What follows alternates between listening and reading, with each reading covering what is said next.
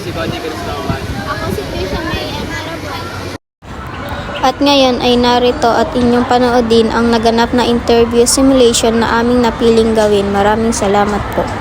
Hello po, magandang araw po. Maaari po ba namin kayo interviewin ng ilang minuto para naman po sa aming proyekto sa aral ng Panlipunan.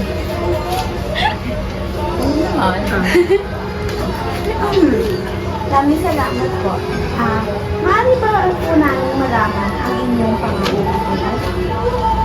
Ako si Rosalinda Merlo, 55 years old.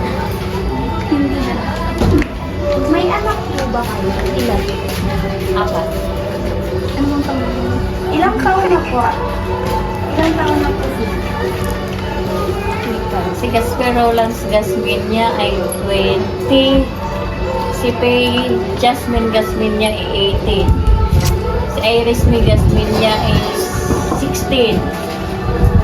Liam Joseph Gasminia ay 13. Ilang taon na po kayo naninirahan? Dito is 21 years. Diba sa pang-araw-araw na nagastusin niyo pera sa pagtitinda niyo araw-araw? Sapat naman din. Paano niyo po ito na pagkakasya sa pangangailangan ng inyong mga araw-araw? Pagpabudget. Pagdating naman po sa anak niyo, may napagtapos na po ba kayo sa pag-aaral o may pinag-aaral pa po hanggang ngayon? May pinag-aaral pa tatlo. Para po sa inyo, masasabi o naisipan niyo po minsan na dahil sa kalagayan ng inyong buhay ay hindi niyo po makakayang makapagtatapos sa pag-aaral ng inyong Hindi. Dapat kakayanin para makapagtapos. Ano po ang pinakamahirap na pagsubok ang inyong naranasan at paano po ito nalagpasan? Ang pinakamahirap kong naranasan ay ang pang-araw-araw na pangailangan ng aking mga anak. Ano po mga pagsubok ng inyong naranasan? Ano po ang nagbibigay sa inyo ng lakas para magpatuloy? Ang nagbibigay ng lakas sa mga pagpatuloy sa pamumuhay ang aking mga anak at Panginoon. As na tanong po, ano po ang inyong maipapahinga sa mga kabataan upang hindi nila maranasan ang mga hirap na inyong naranasan?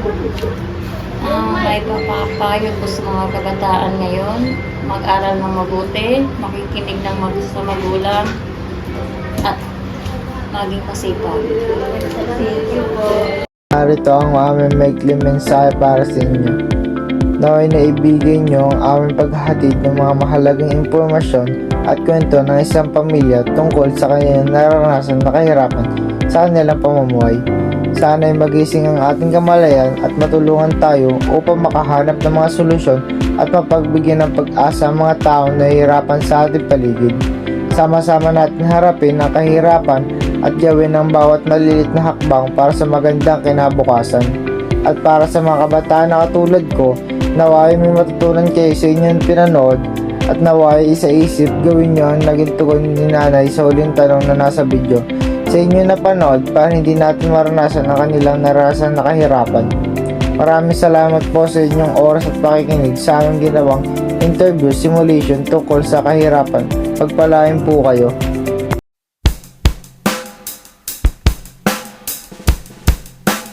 May stop. Wala!